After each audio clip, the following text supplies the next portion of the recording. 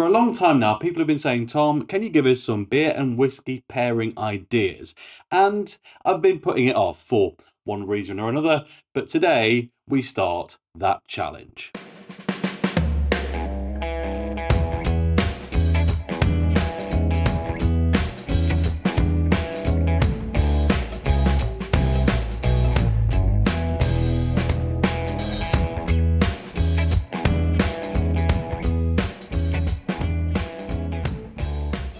Hello and welcome back to the channel, and yes, today we are going to look at some beer and whiskey pairing ideas, or specifically the idea that I've had to bring that to you. First off, I need to apologise because if you think, Tom, you're looking just maybe not that well, moving a little bit awkwardly, I just managed to sprain my neck while getting out of bed this morning because that is the age that I am now, and as a result, just kind of, just movement hurts in general, but I will do my best to not let that affect the day. So, is this a pairing recommendation? Right here. Buffalo Trace, and then I forgot what we had then, and Guinness. No, or at least not yet. People have been asking me for a while to give them recommendations of beers and whiskies together that go well together, and I wanted to do that, and I've got a few in mind, but in general doing a whole proper comprehensive set of recommendations is quite tricky because it means me having to sample lots side by side beforehand to then make the recommendation on camera, and then I realised that's nonsense. Why don't we just do the testing now? I don't know if this is going to work, and the whole principle of this going forward is going to be beers and whiskies that have something in common, some sort of relation, some sort of backstory, because ultimately when you're enjoying things side by side, it is about the experience, about the occasion. You're not really getting into the nitty-gritty of each individual drop. So yeah, that is what we're here to do today. And I can already hear you asking, Tom, what on earth has Buffalo Trace and Guinness got in common? Excellent question, and it's quite niche, but it does make sense for this channel. These are the two most popular brands, beverages, whatever you want to call them, on this channel. People love Guinness and people love Buffalo Trace, apparently. Two very different things, I grant you, but yes, these two are the most popular brands on this channel, so it made sense somewhat to start there. Specifically the Nitro Surge, hence why this widget is out. So we're going to pour a Nitro Surge can of Guinness and put it alongside a drop of the regular UK/European edition Buffalo Trace. Sorry to the US market, but if I pitch this against, well, the barrel pick that I've got that happens to be the 4590 proof version in the US then most people go, well, of course that's good because that's always good, and it is always good. This is the lowly 40% 80 proof version of Buffalo Trace, and yes, it's not as good, but it's still a good drop and can be found for a very reasonable price. So let us get a pour in. I will be going with my newly trademarked 1 part pour for the Guinness Nitro Surge. I do believe it renders a better experience. I will await the hate in the comments as always, but honestly, it just works. It does the business. For me, it always ends up in a more consistently, well, just better pour. So let it get all the way up to the top there, and then start to bring it down. Let it do its thing. I'm probably going to complain about how difficult these Guinness glasses are to clean properly because they never look quite right. Oh, that's interesting. It was at this moment that he knew. I have been a fool. This isn't a Nitro Surge can. Now, let's be honest, it doesn't really matter. We have proved plenty of times on this channel that pouring a regular Guinness draft can through a Nitro Surge yields a pretty damn good pint, and that is what it looks like we have there. So I'm not going to waste beer and re-pour it. Maybe we'll just have to do this test another time, but it's a bad start. I'll be honest, I'm not having a great week. My neck hurts. Let's keep going, shall we?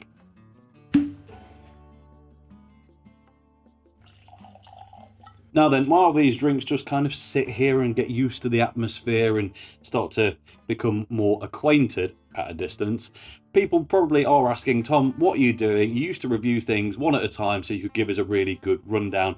This just, well, looks like a delve into alcoholism, and you'd be wrong, actually. This is one of my favourite go-to things to do when I'm only really having one or two. Specifically in a pub setting, countryside pub, nice view to look out on, a good proper beer with a good proper whiskey can be just a brilliant way to savour both things for an extended period of time. I find quite often, especially if I'm on my own, that given one or the other, I kind of forget how quickly I'm drinking it and then quickly need another one.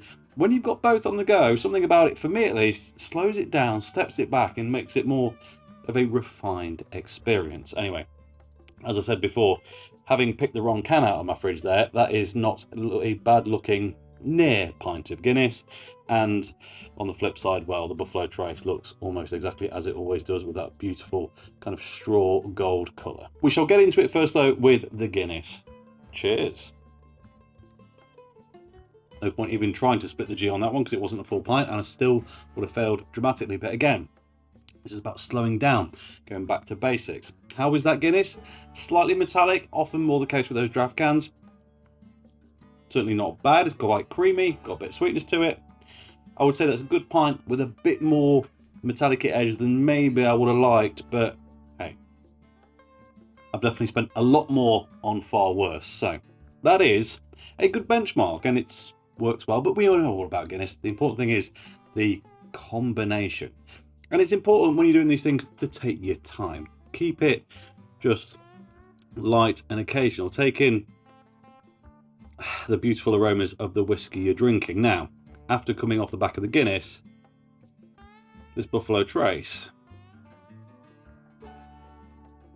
doesn't smell the best. I'm not going to lie, it's got some paint thinner quality about it at this point. I don't know if that's just because this bottle's not been open for a bit and all of those aromas have just been kind of, stinking up the place. But okay, some caramel, some woody notes. It's starting to get better as I swill it around in the glass.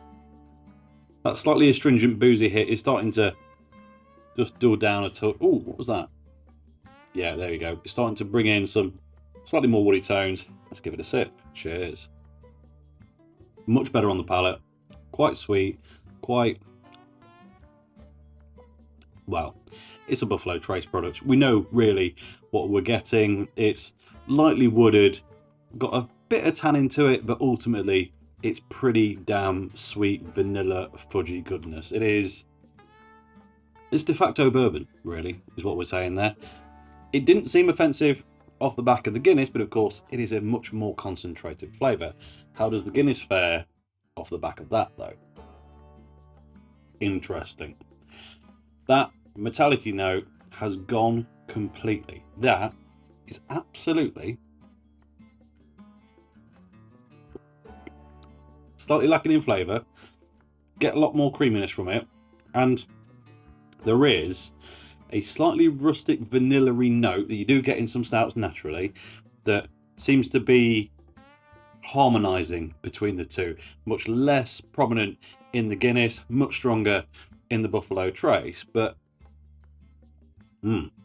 the palate bashing that you get from a high proof whiskey versus a beer has meant, in this instance, that the probably slightly bad pour, let's be honest, has resulted in, something a lot more enjoyable. But is that alone enough to make them a good pairing?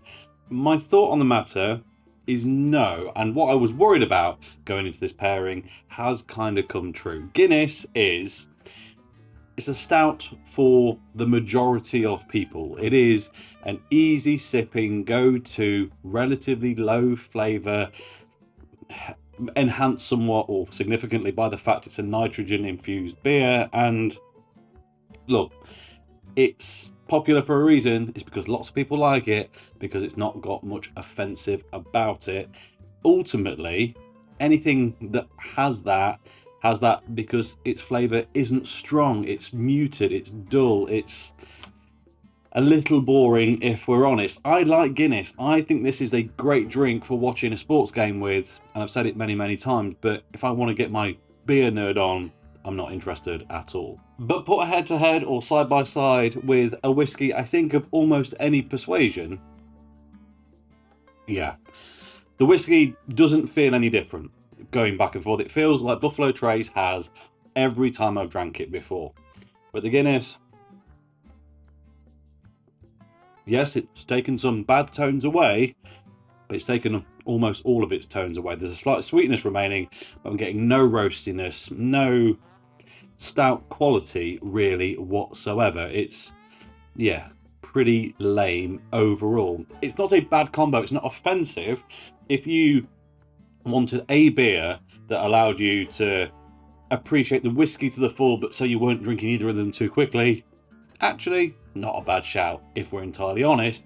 But if you want something that genuinely complements, goes hand in hand as a great pair, it turns out the two most popular things on this channel aren't that great at all for each other. But at least it's not a bad experience. So, hell, if you're looking to get into Guinness pairings, beer and whiskey pairings for the first time, you could do worse. You're not going to be put off by this, but you're probably not going to see the wow factor either, and that is what I really want to bring you. So hopefully, fingers crossed, in the next episode we'll be able to do that. If any of you have any recommendations for beers and whiskies that go particularly well together, put them in the comments, and if I've got one or both in stock, then of course I will do that review as well. And on the back of that, if you've got any comments about this format, I'd also really like to hear it. I've been to 2 beer festivals in the past 2 weeks, and at those I met people who watched the channel and have said to me, Tom, love what you're doing, but we want more beer content. And for me right now, that's difficult, because beer is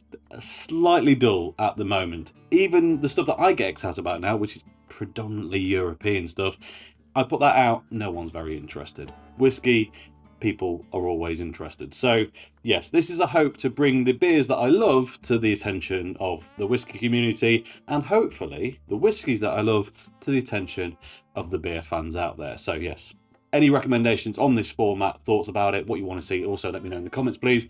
And that really is all I've got to say about it. So as always, thank you very much for watching. If you enjoyed this video, please like it. If you haven't already, subscribe if you would be so kind. And I'll catch you next time. Cheers.